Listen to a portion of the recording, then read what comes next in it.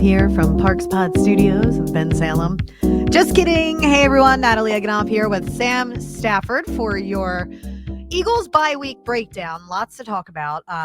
We didn't release our first episode. This is technically our second episode or our second podcast that we're doing together. Just trying to get this thing off the ground now that Sam and I are both with Parx Sportsbook. There's a physical location in Ben Salem, Pennsylvania, connected to Parx Casino, which is beautiful, and you should definitely come up and visit here and download the Parx Sportsbook app. You're going to hear us say that a lot, but also a lot. But also, we're just excited to be here and hang out with you guys, and we have a lot of thoughts on a lot of things. We do. A lot of Philadelphia sports thoughts, a lot of life thoughts, a lot of thoughts on food and movies and music, and we're going to give you all of our thoughts here.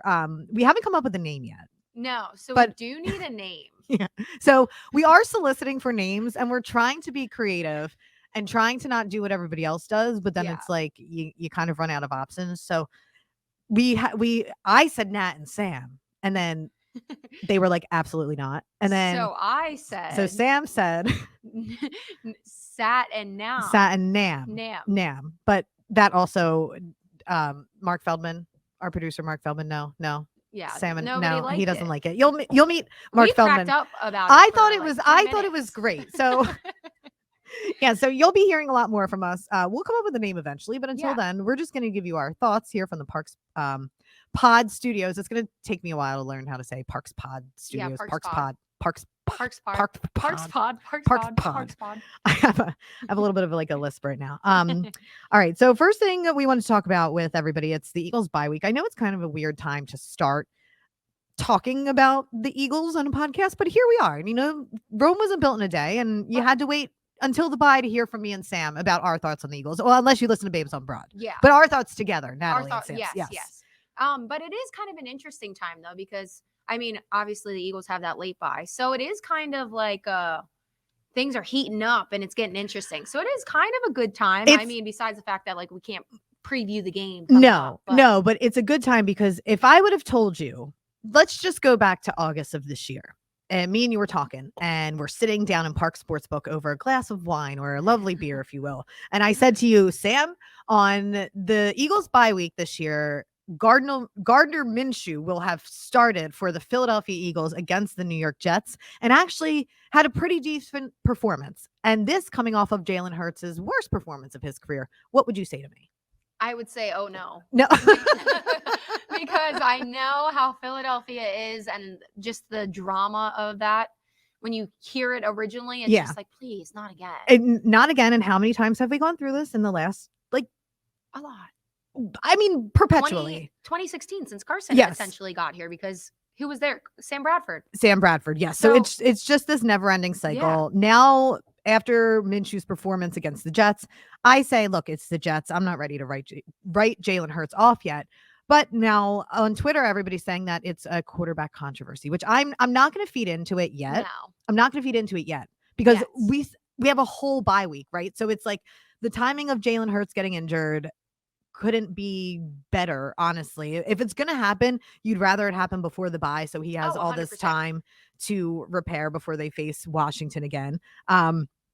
But how do you feel so far about this season? I didn't really have any expectations. I think I gave them 7. I think I picked them to win 7 games because I didn't know this team. I didn't know Nick Sirianni. I barely knew Jalen Hurts, and we didn't know what was going to happen. We started the season with Zach Ertz, and now he's not here. So you knew Dallas Goedert was going to start to get those reps more. We were waiting to see what running back was going to kind of take off. We were waiting to see Devontae Smith. It was hard to kind of picture where they would be right now, for me at least. I know that there was a lot of people who were like, we're going to the Super Bowl, and I was like, hold it. I know we do that every year, but not quite yet. Year. No, not yet. So how do you feel about the season so far? Are you impressed? Are you underwhelmed? Are you just like, okay? Yeah. So in the beginning of the season, I didn't know what to expect. So I was just kind of like, I wasn't really mad about what we were seeing. It wasn't the best product, but I was also, in my mind, even though nobody would officially come out and say it, it's a rebuild year in my mind. At least the start of one, because I think we'll have to maybe have one next year with the defense as well. But so in the beginning, I was like, whatever, it's a new quarterback, it's a new coach, they'll have to work some things out. And then it is after that whole, what week was it when Nick Sirianni came in and he was like, the plants. growing, yes. Was that week 10? It wasn't that long ago. No, it wasn't.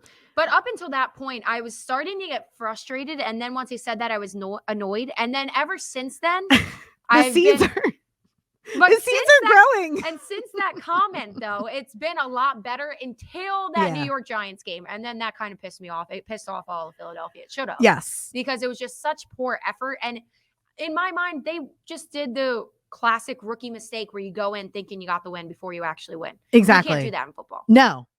Any sport really, but especially football. No, and I feel any like team can win on any Sunday. And like you say, they always say that if you take your foot off of the gas, you can't. No. You can't in the NFL. And I think if you look around the NFL, I just talked to Rich Gannon on our NFL weekend recap. We were talking about Bill Belichick, how Patriots won 7 straight games, and it's like, you can't count anybody out in the NFL. And I know it's Bill Belichick, but you think back and it's like, you can't ever take your foot off the gas. And people kind of thought that he was losing it. It's like, it's the NFL. And that's why it's amazing, because now they're saying that the Patriots might face Tom Brady in the Super Bowl. And it's like, wait, what? It's like, you never know where the NFL is going to take you.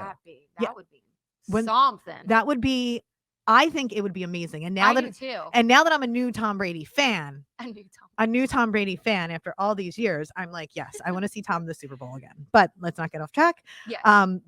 Let's get back to the Eagles. No, but so I mean, the season as a whole, it's kind of been what I've expected. It's up and down. Yeah. You're kind of, maybe even a little better than what I expected. Honestly, the whole Gardner Minshew and Jalen Hurts thing is just. Do you think it's just fluff? Yes, because it's kerfuffle. Yes, right now at this point, there's still a lot of questions I have about Jalen Hurts, but I ultimately think, as like I already said, we're in a rebuild now. It's the start of one, so next year and stuff. I think Jalen Hurts, obviously, he's good enough to be that placeholder that the team needs right now. Yeah, and that's why my concern going in the draft with all those picks we're going to have and everything, we need to completely rebuild our defense right now. Yeah. We need to get stronger pieces. We keep obviously some like Darius Slay, like the key pieces and stuff, some of the line, but everybody's really aging. So we need to completely wipe that out, overhaul. Rebuild that. Yeah. And then we obviously have a good thing going on the offense to a point. Jalen Hurts is a great placeholder for now. Devontae Smith, something. Then you also have Miles Sanders. You have Dallas Goedert. So it's a great starting core for that part.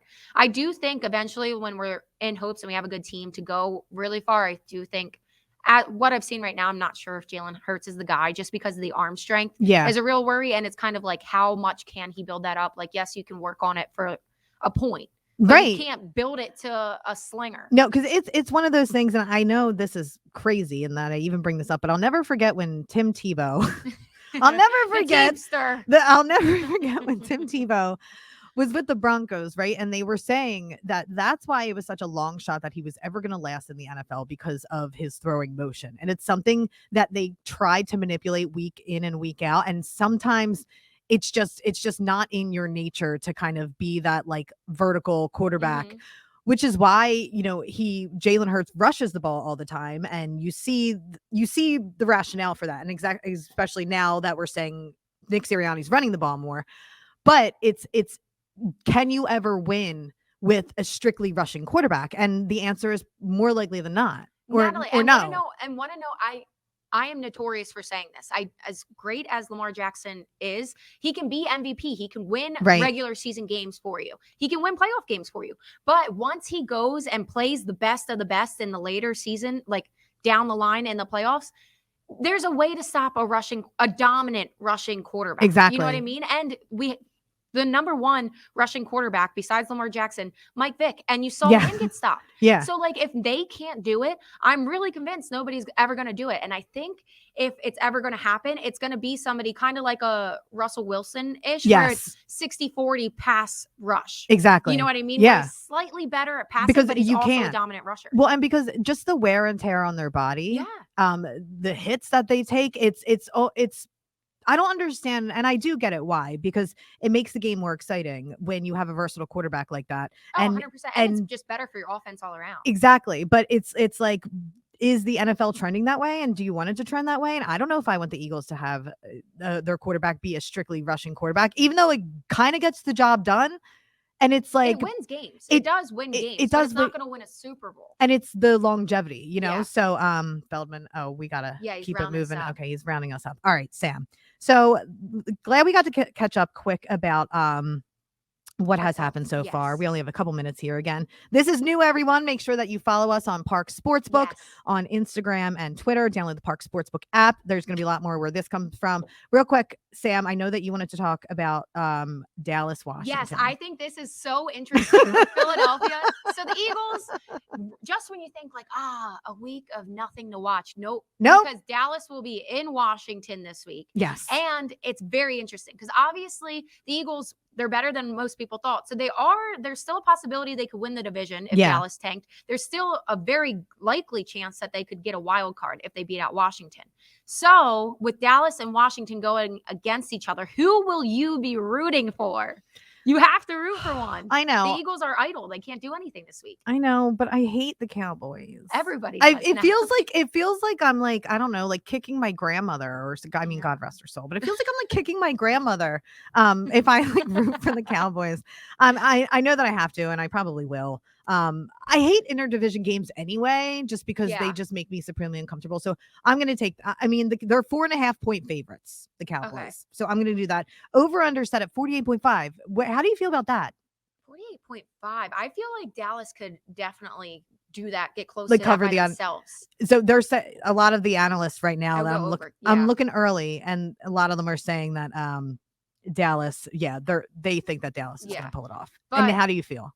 I definitely think Dallas will win, and hopefully they do, because in our stance, so then Dallas or Washington would probably be below us, right? Or would they be a half game up on us for the wild card? I think that they're sure how that would work. My math's always off with that. Tied. They're tied. Okay. So they would be tied, and then we go and play Washington. Well, Washington plays us here the week after. So it would kind of be redemption again. The Eagles would come out fresh, hopefully, and then they would get the lead. And who do they play right after that? Probably New York again, maybe? Yeah, the Giants again. Thanks, Mark. So, it's a recipe for success. There's no way, right, that they lose to the Giants 2 times this season. Look, it would just be great if Dallas could get the win this week. Then when we come back, we get the win at home against Washington, and then we get a win against the Giants. Yes. It'd be perfect setup. Perfect setup playoffs, for playoffs. I love that you're excited and I'm like paralyzed with fear. All right. All right. That's all for Nat and Sam today. We will talk to you soon. Make sure that you download the Parx Sportsbook app and follow us on Instagram and Twitter. There we go. Exit music.